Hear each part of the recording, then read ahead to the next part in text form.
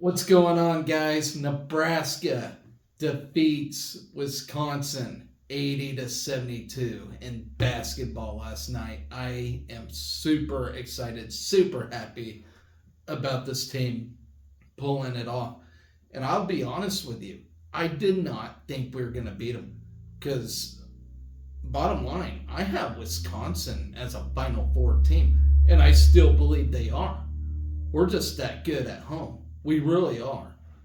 Um, we could be a great team overall if we can just figure out how to get a win on the road. But here's the thing, nobody can get a win on the road. Wisconsin is one of the only Big Ten teams that seem to be able to figure out how to pull a win off on the road, but they did not do it at the ball. And that is huge, ladies and gentlemen. That is a big time statement from this very basketball team. I'm super ecstatic about this win. Very forgiving for the Maryland loss, in my opinion. Now, I get it. A lot of people are still saying, well, we still need a win on the road, still need a win. Well, take this win and let it be a confidence booster. Here's a reminder, guys. Players can read whatever you guys comment on all the time. They can read it, and they get it. They get it. Got to get a win on the road. Got to get a win on the road. They know. We don't need 500 million thousand people telling them that because they know. They know they got to do it. And here's the other thing. We got Illinois this weekend. Very tough team. Hopefully we got the celebrating done yesterday, but there's still a lot of season left. There's still 9 games left. Can we finish this stretch out strong? Kind of like what we did last year when we finished that final 10-game stretch.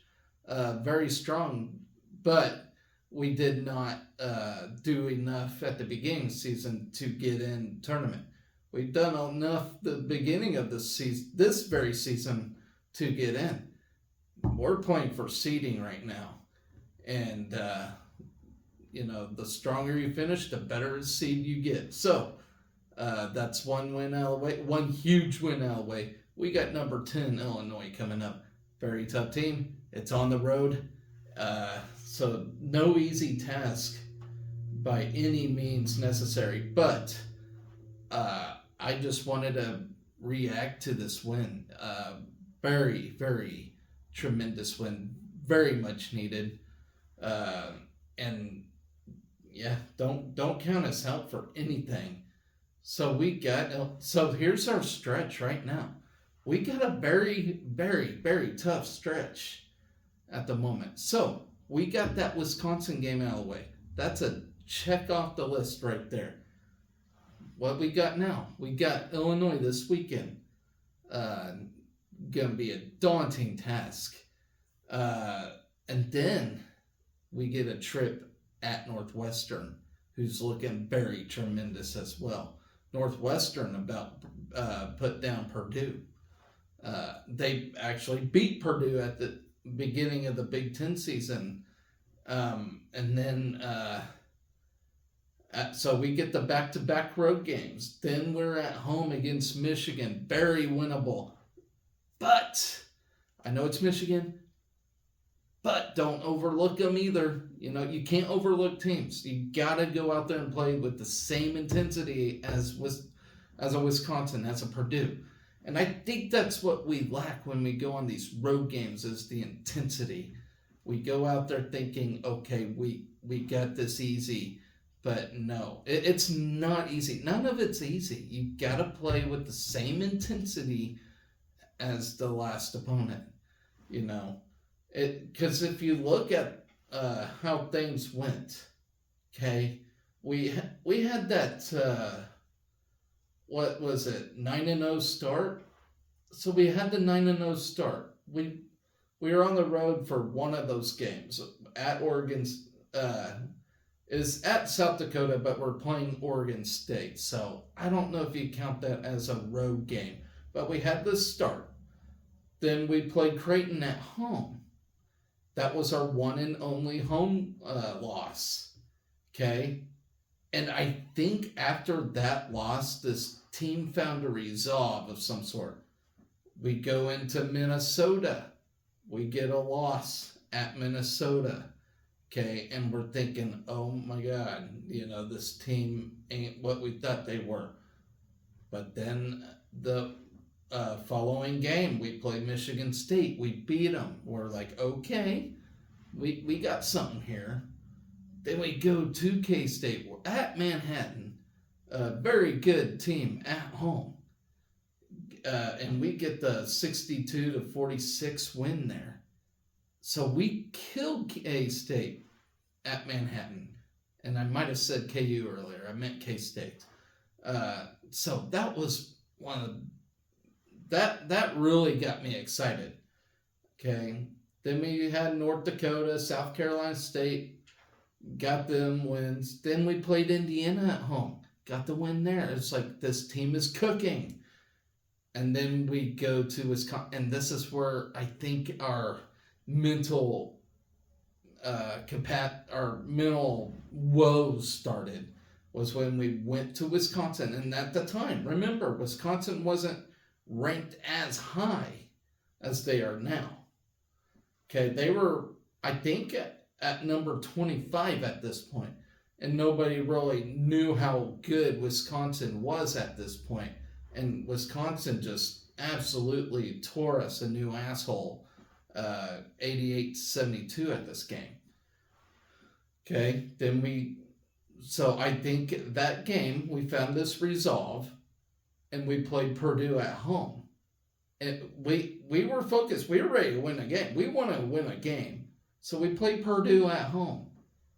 Got the win. Court storm number 1 happens. Then we go to Iowa. And here's the thing. We go to Iowa.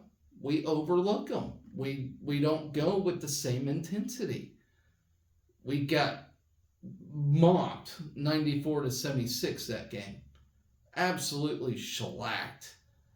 And then I think that's where it started. The road woes truly started was at Iowa. Wisconsin's one thing. That's a forgiving loss. Because that's a tough team at their place. I can understand that one. But we go to Iowa. We had this mental unfocus going on. And then we go to Rutgers. Back to back. So we're back to back now. We go from Iowa to Rutgers. We get smacked around by Rutgers. And these teams are in the bottom of the barrel of the Big Ten. But I mean, that was a close loss though. 87-82. Remember, we had the big lead against Rutgers, and that was the game where Josiah Alley got the team together and said, "Hey, we gotta stick together, So then, next game was Northwestern. We got the win against them. That was a tough game, by the way. Northwestern came to Lincoln and played us close. Then Ohio State got the win against them. And then we go to Maryland. And I think we just had the mental thing happen again where it was like, yeah, we got the win against Ohio State, but here we are on the road again. So I think we can fix it. And, honestly, if we play a close game against Illinois this weekend, if we can keep it close, I think that would be good. I think that would be a showing that we're figuring it out. And we're at least defending home court. That's priority number 1. And that's good. We're defending home court against great teams. And that's a great resume thing. We do need to get some road wins. I get it. And the team gets it. Fred Hoiberg gets it. And believe me, Fred knows. He knows. He's just as frustrated as the fans are when it comes to road games. Now we got Illinois on the road. They're top 10 team. good luck.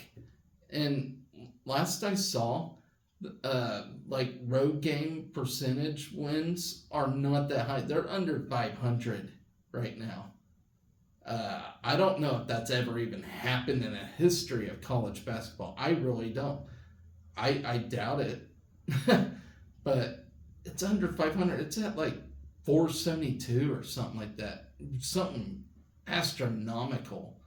So, you know, if we can pull it off, that, I mean, boom, you know, but, you know, if we don't win this game this weekend, do not doom and gloom it. Do not, you know, say, oh shit, this team's something. No, this team's very good. We're very good. I really, really, from the bottom of my heart, believe we're a Sweet 16 team. Do I think we'll make it that far? That's to be told. But I still think we'll get that first tournament win. And it starts with those baby steps, you know. So don't count this team out yet. That we're on the verge of greatness. We're right there trying to turn this thing around. So yes, we may take a loss at Illinois this weekend, but it would not be the worst thing, you know. Top 10 team on the road, Big Ten.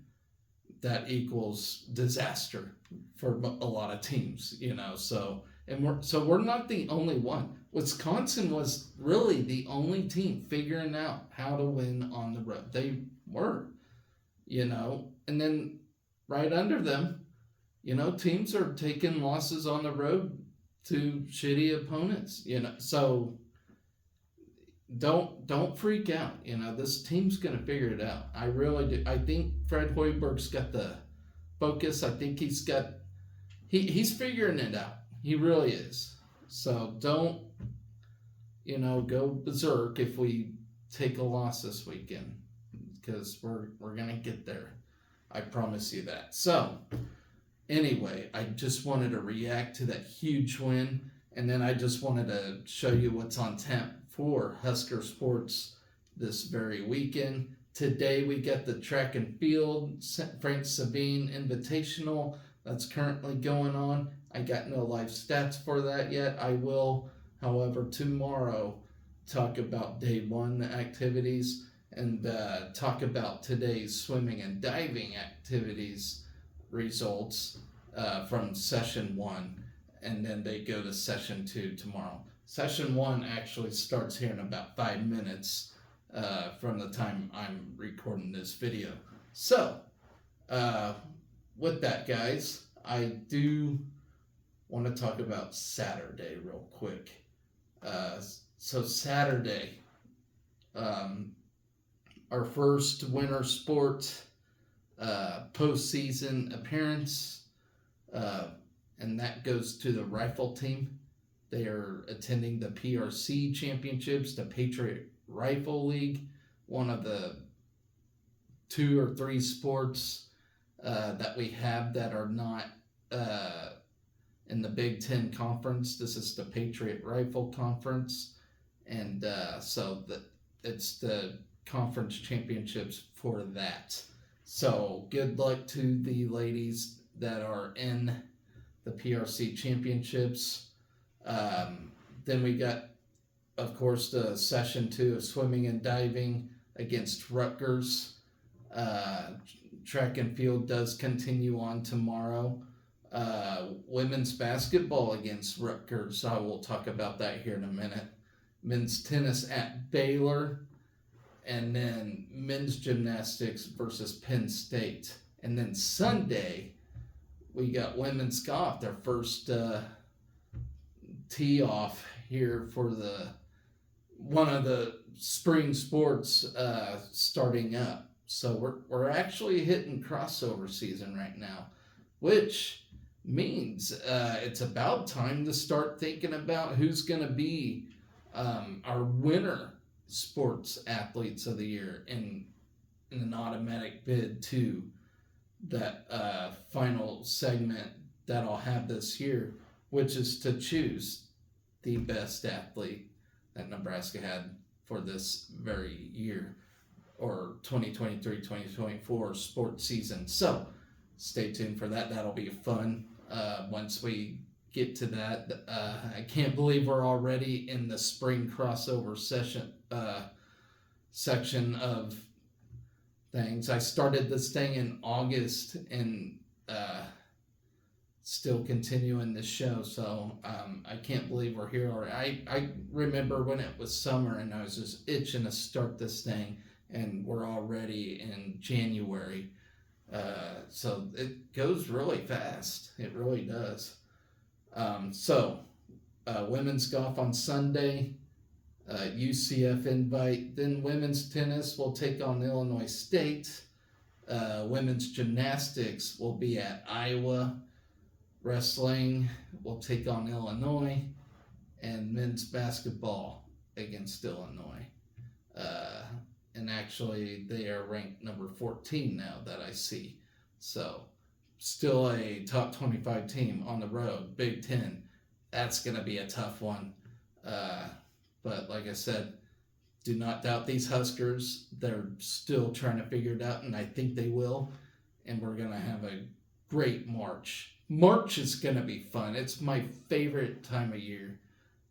Every year. March. You got Madness. You got basketball. You got it all. You got all the postseason sports, and it's always an event. It's fun. Love it. And speaking of Madness, so this is kind of what's sucky. So the NCAA wrestling championships, it's in Kansas City this year. Awesome. I was looking forward to that. I was wanting to go to Tulsa last year, but I had some family matters, so I could not attend. It's in Kansas City this year, so here's my second chance. It's 2.5 hour drive from where I'm at, so not a problem. The cheapest ticket for all the sessions are $875. I can't believe it. That is insane. I can't attend it because I can't afford it. I work a normal shift, 6 in the morning to 4 p.m. And, I work a normal job. I do this show basically for free, hoping that it'll help. But, yeah, $875. I cannot believe it. That is just asinine. How does anybody afford that? And with a kid on the way, there's really no way I can afford it. So that really sucks. It bites. Because I don't think I'll be able to attend it this year. Every year, I take Thursday and Friday off from work to watch wrestling all day. That's my thing I do every year, is to watch it all day. That I can't miss a beat. I love it. It's my personal March Madness. You got people with the basketball, and that's great. I mean, I might be attending that too, because Nebraska, both men and women's, probably going to make the tournament. So I'll probably have three different sports to watch during March, and that's going to be super fun. But yeah, I'm super bummed about how expensive those NCAA wrestling tickets are. I really wish I can attend that, but it just does not look like it's going to happen. I make great money, but with my normal job, but there's just no way I can afford it. I can't piss away $875. Well, okay, I saw a thing where it's like $500 some. I still can't afford that. Now, if we're talking maybe $200, okay, for a shitty seat. I don't care if it's shitty seat. Make them affordable, at least. I just think that's ridiculous. I go to all these other wrestling tournaments. You don't go to a wrestling tournament and spend $800 freaking dollars. That's crazy. I get it, it's the national championships and whatnot, but really, you gotta make them that expensive? Damn, how many people in Kansas City are even gonna be able to afford to go to that? you know, I just, it blows my mind. And I don't know. That's just the day and age we live in, you know. Average Super Bowl tickets about, I don't know, the cheapest one's what, like $6,000 for a nosebleed? So that's insane. But I get it, it's Super Bowl. You know, you got the uh, CEOs and whatnot that go to that, you know. Us little guys can't go to that. Us peasants. Uh, but yeah, it's just incredible how expensive those tickets are, and it bums me out, you know. Maybe one of these days, if I even make it big on this show, and that's a big if, uh, you know, maybe I can get a media pass or something. That would be awesome. Talk to all the wrestlers and whatnot. That would be that's a dream come true, um, in itself. But anyway, so that is the weekend lineup.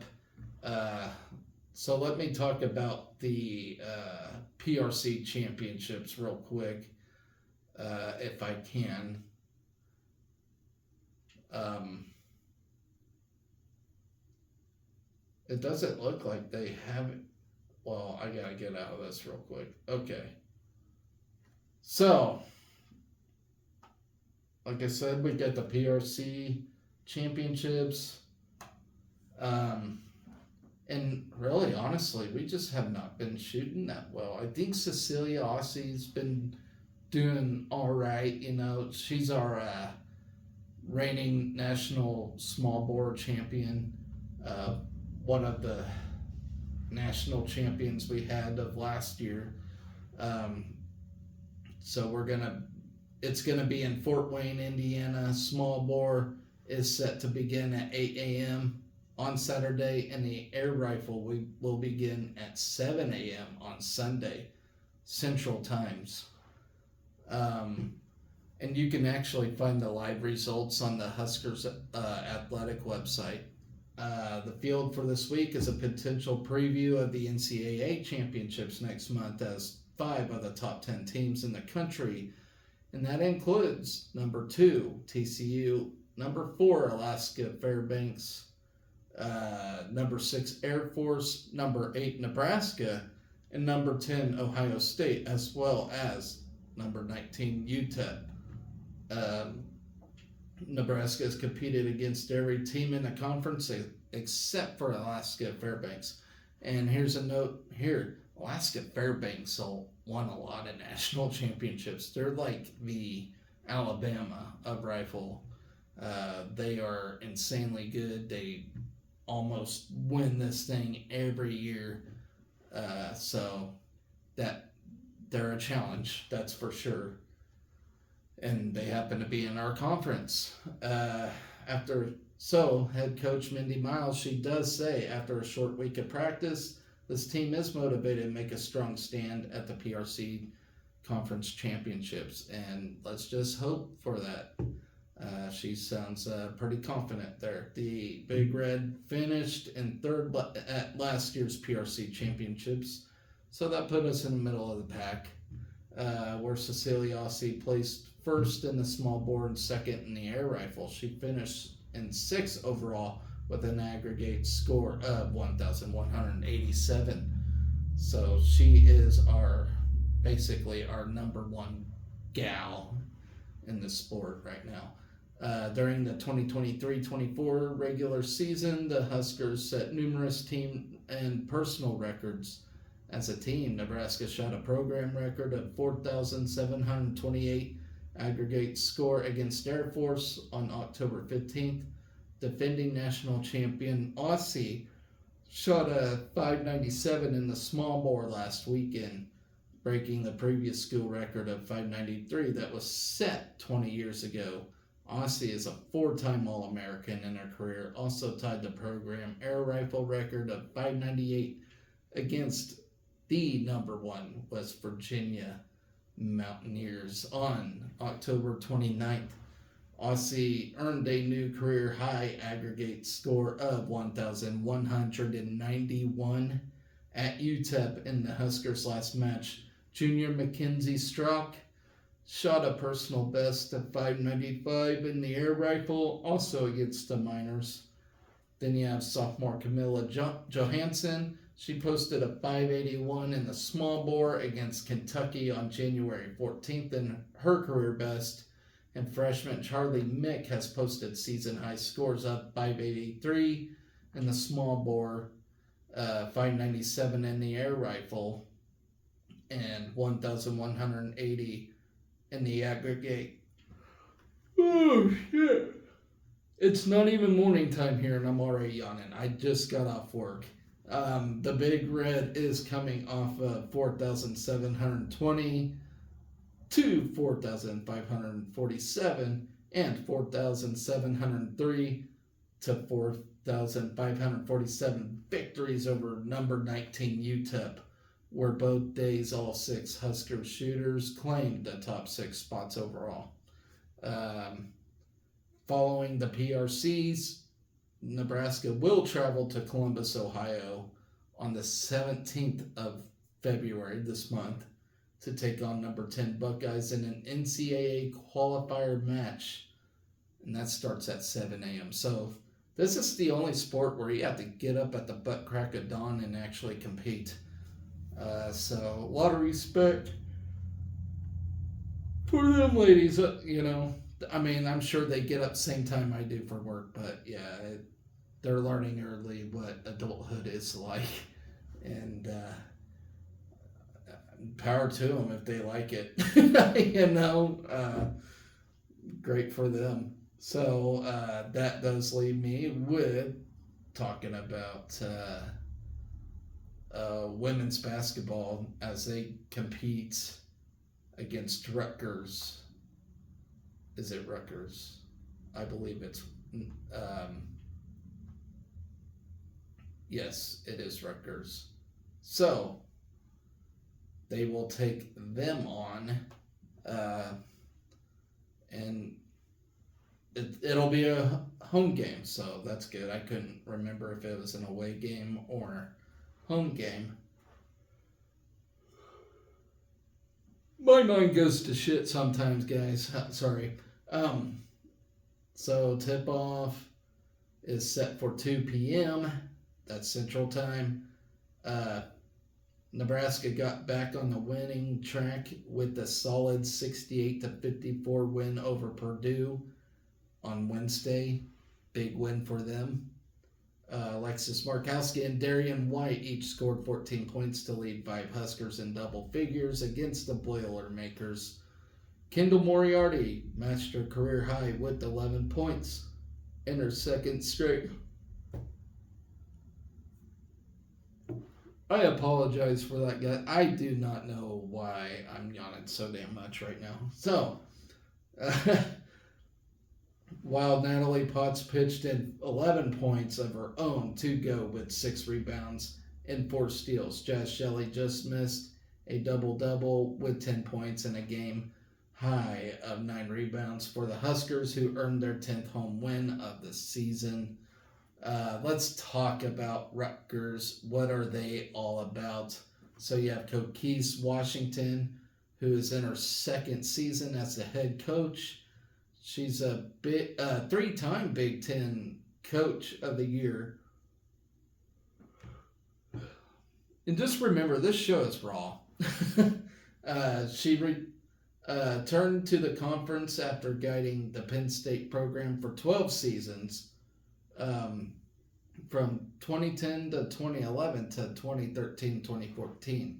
Washington led Penn State to a 101-31 record, including 6 NCAA tournament wins and a pair of Sweet 16s.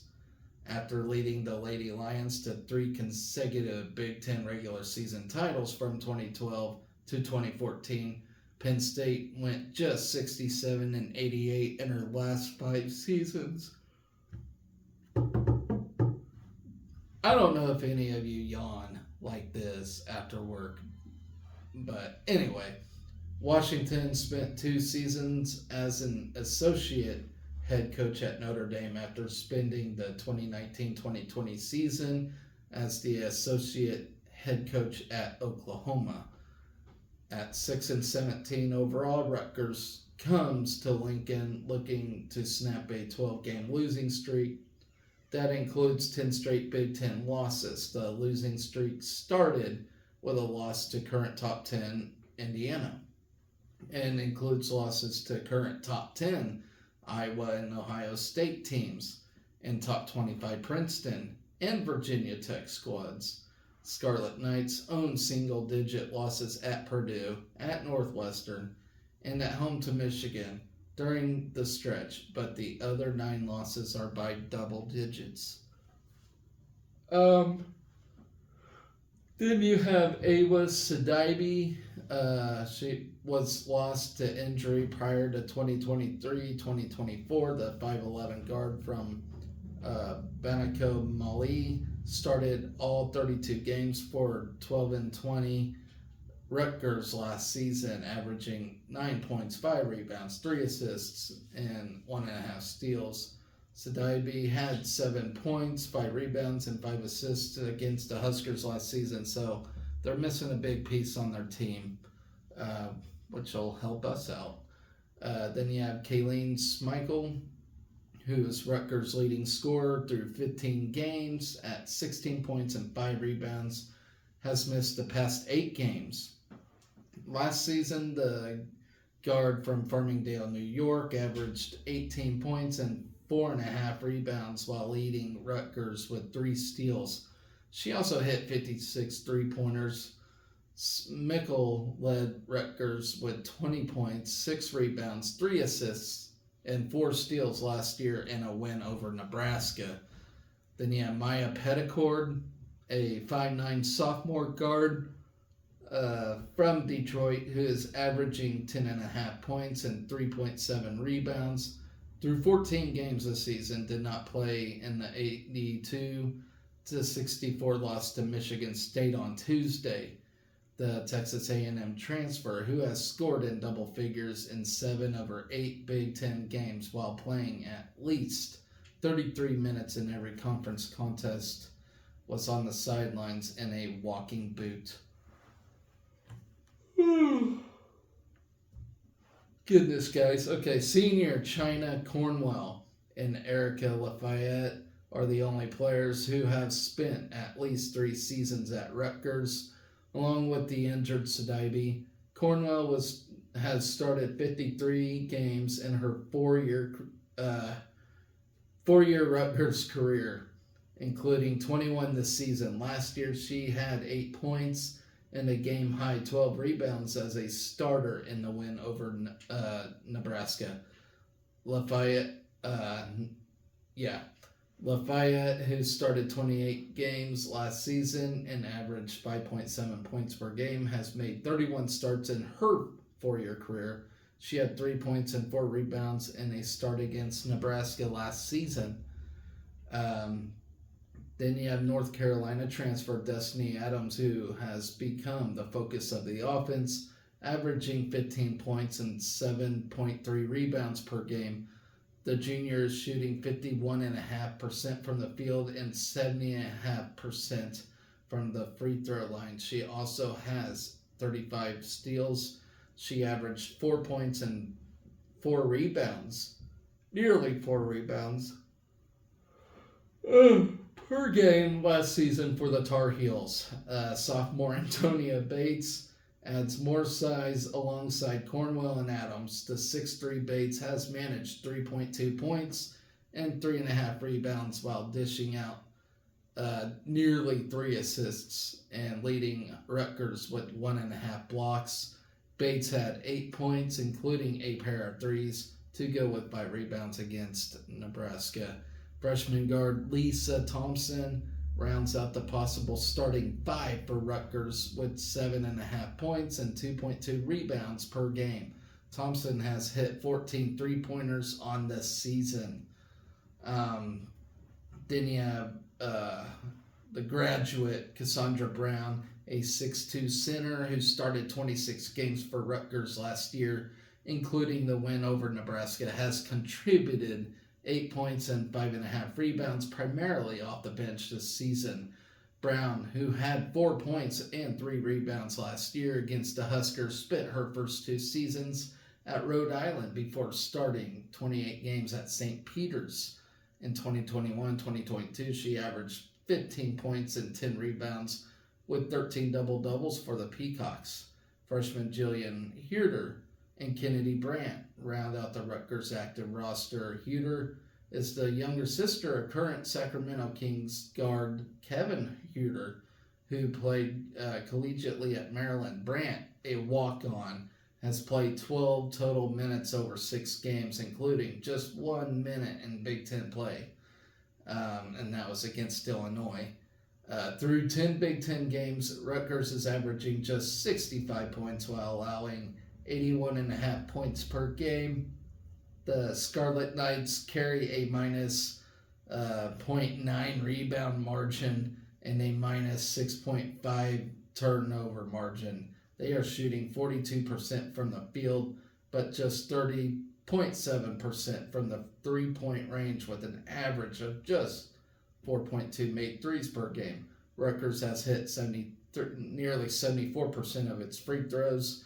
Opponents are hitting 48.5% from the field, including 34% from beyond the arc, while connecting on almost 71% of their free throws. So, I don't ever like to say any game's an easy game, but I feel like it's a very winnable game.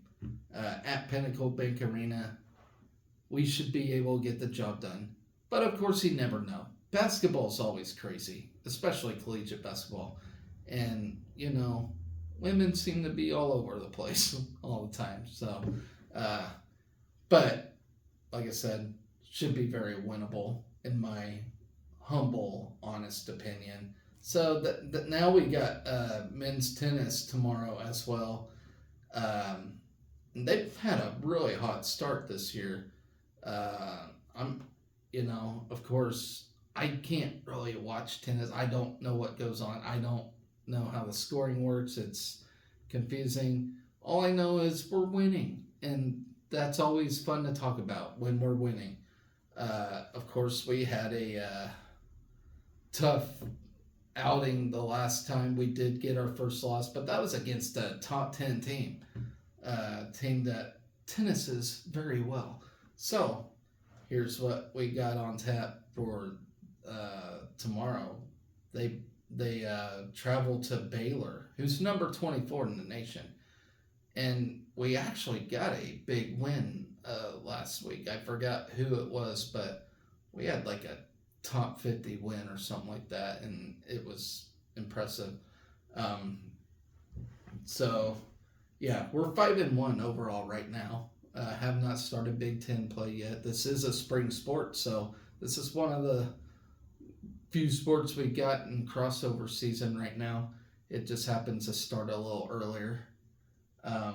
But they'll be at Baylor this weekend at Baylor Hawkins Indoor Tennis Center.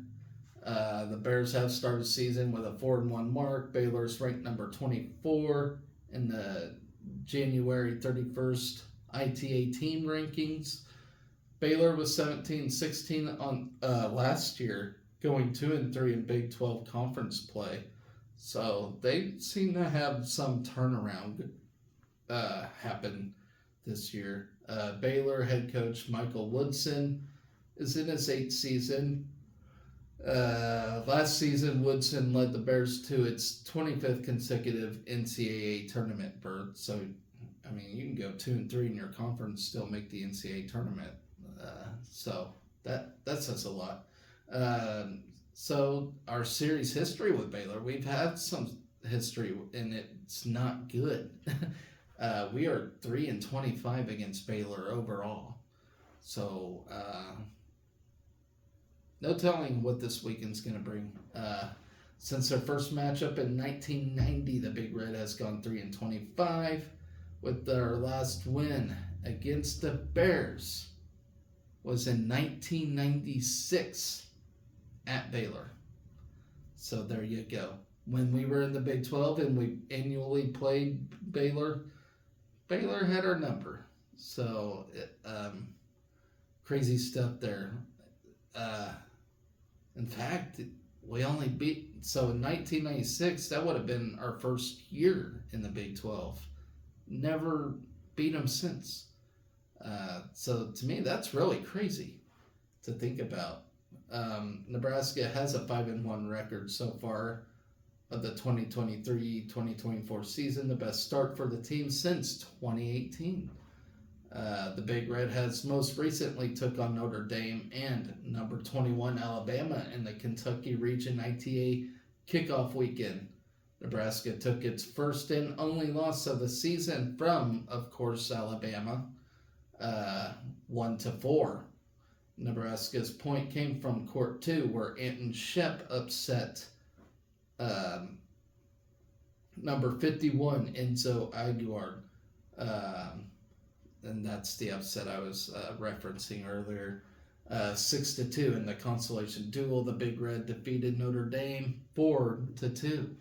The Huskers started the spring season with 2 straight Big Ten honors. Anton Shep was named Big Ten Player of the Week on January 17th, and Calvin Mueller on January 24th. Both Shep and Mueller were recognized for their perfect 4-0 weeks and straight set victories.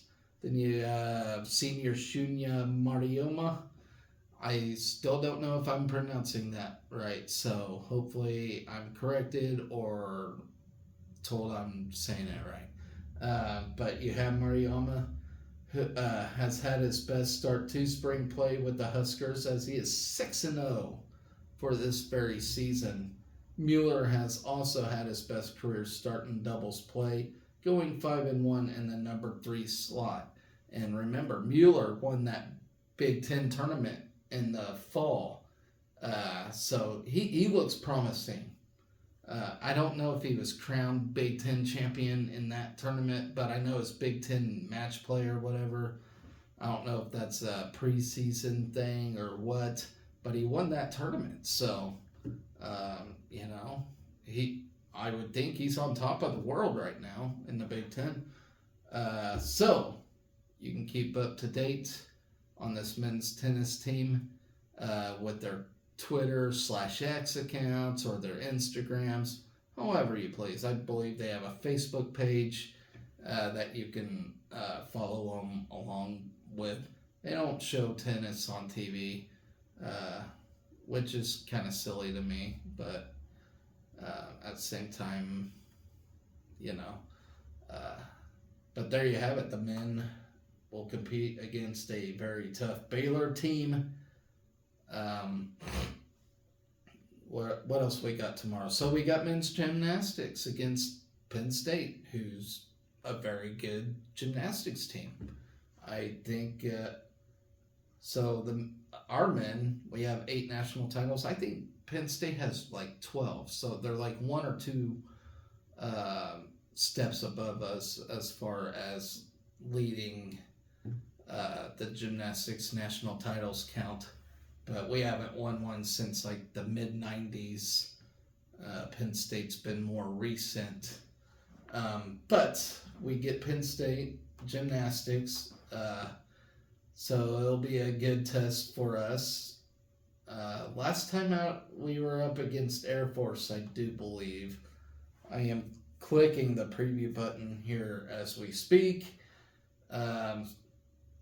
Let's see. Yeah, Penn State's number 8 right now. We're number 4, believe it or not. So I don't remember what we were last week, but we're number 4 right now. So usually it's like the top 5 or 6 that end up in the whole national gymnastic meet. So I guess if we can stay in that range, we'll be in the finals again this year. So that's great stuff. So we're about to host number 8 Penn State. First Big Ten matchup of the year. And this is actually our home opener. The meet will commence at 6 at the Bob. It'll be live streamed for Big Ten Plus subscribers, which I got Big Ten Plus. It's worth the buy. You get a lot of events on there. So last time out, The Huskers took a second place finish at the Rocky Mountain Open last weekend. I'm jealous because I love the Rocky Mountains. Behind Oklahoma in first and Air Force in third, along with Jim Axe teams that competed. The competition was highlighted by freshman Cole Partridge earning CGA Rookie of the Week following his debut performance at RMO, earning a top 3 finish on parallel bars and high bar. Sophomore Toby Liang took second in the all-around, a career best for the Roswell, Georgia native. Captain Zach Teiderman also finished third on vault, and junior Chris Heiser took third on rings. Then you got the national rankings. They feature individuals including Sam Phillips in 8th on the floor, Zach Teiderman in 8th on the vault, Cole Partridge in 3rd on the high bar, and 8th on the parallel bars. I apologize for all this yawning, guys. Work has been brutal all week, so bear with me here. We're almost done. Ahead of the meet, Nebraska ranks 3rd on each event, but one including floor, pommel horse, vault, and parallel bars, and high bar. Nebraska took 5th on rings. So, a little about the Nittany Lions here. They rank 8th in the NCAA standings moving into week 4 of the season, and the Huskers' second meet thus far. Penn State comes off a second place finish at the Navy Open, falling behind Ohio State in first place. Seniors Michael Jarrow and Michael Artlip highlight the competition after qualifying for Winter Cup with their first and third place all-around finishes. So, as I said, you can watch this on Big Ten Plus. And then they have Husker men's gymnastics on Facebook as well. And actually, the Rocky Mountain Open was live streamed on Facebook. You just had this guy with a camcorder. He set it on a tripod and filmed the action on the floor. It's pretty cool to see. Like, didn't have to pay your way in. You can just basically watch it from the floor at the comfort of your own home. So, good luck to the men's gymnastics team. They're looking pretty decent this year. So, men's sports on not only the women's sports, but the men's sports are on the rise here at Nebraska too. So, I remember that we had a stretch there for a long while where it was just the women dominating everything. Now the men are starting to. So that just shows what good a job Trev Alberts is doing at this university. But anyway, so that's going to do it for my show today. Please do me a favor, subscribe if you like watching my content. I know it's long a lot of times, but I talk about all the athletic activities and reviews and results of everything that goes on weekly and almost daily. It gets busy around here. So do me a favor, smash that subscribe button, give me a like, hit a comment. Start a conversation. This is, for all Husker fans, for all the sports. This is a raw show, uncensored, unfiltered. You see me as I am. I record a show, I upload it. I can't really control what time it uploads. The longer the show, the longer it uploads. It could take 2, 3, 4, 5, 6 million hours to upload. So, if you want to see content pushed regularly before an event starts or whatnot, those subscribe button up there, it's really important. The more that subscribe, the more chance I can do this more often. So, anyways, guys, take care. Always remember to be excellent to each other. Go Big Red.